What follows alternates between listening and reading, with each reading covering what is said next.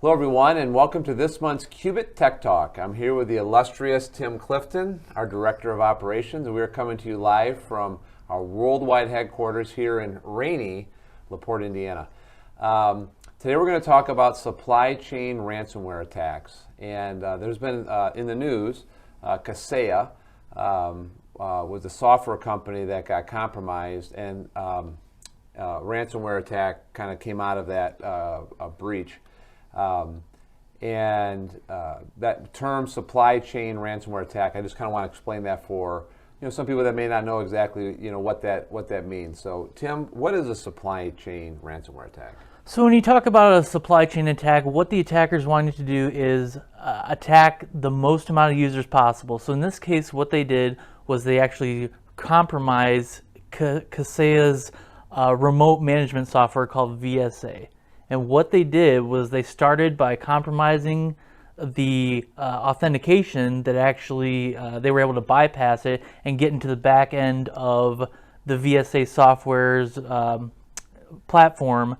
And from there, they were actually able to log into customer portals. And from there, they were able to basically propagate downward and affect a lot of different users by being able to remotely manage their endpoints, execute payload, execute malware, ransomware, and effectively created quite a bit of chaos. Right. So Kaseya is a company that creates software so that generally not necessarily smaller, but so IT companies, they use that software to manage their clients, help to manage their clients' endpoints. Correct. Right? So that's similar to like SolarWinds or PRTG, TeamViewer, things like that. Right.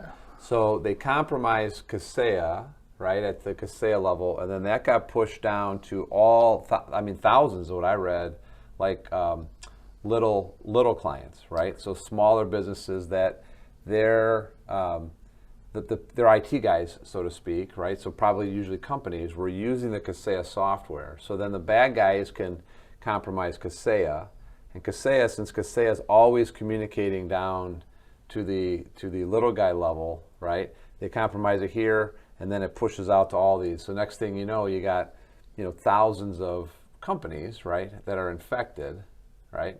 And that's basically ultimately what happened, correct? Yeah, so what happened was on July 2nd around 2 o'clock in the afternoon, they just noticed some quirkiness with their platform. So they were getting reports from customers that they weren't able to access their management servers anymore. Their clients stopped, their endpoints stopped reporting. So in order to find out what exactly was causing this and to prevent anything from propagating, they shut down their management server up in the cloud, which caused an outage for thousands and thousands of users. Right. So while they investigated this, so needless to say, their 4th of July weekend was not very intense.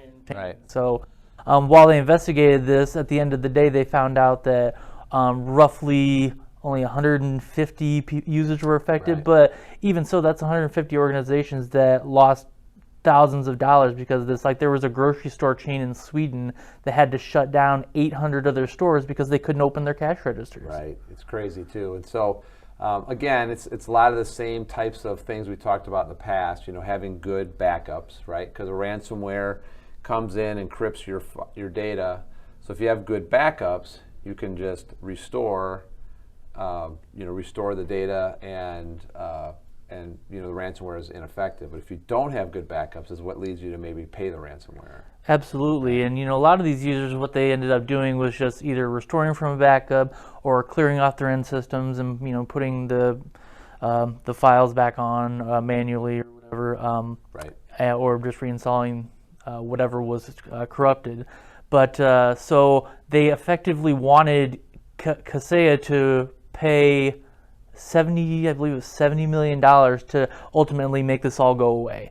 And when they didn't get a prompt response on that, they actually started reaching out to the end users who were affected and demanded anywhere between $40,000 and $5 million, depending on the size of the organization that was affected.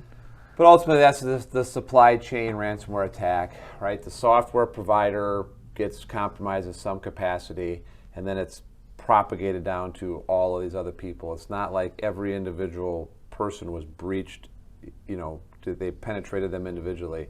it came through that software to all of those people. And so, Yep, and the strange part is that they actually had a little guy, like security advising company, that alerted them of this potential problem, vulnerability in their software, and they either ignored it or just chose not to do anything about it. But this could have ultimately been prevented. yeah, crazy.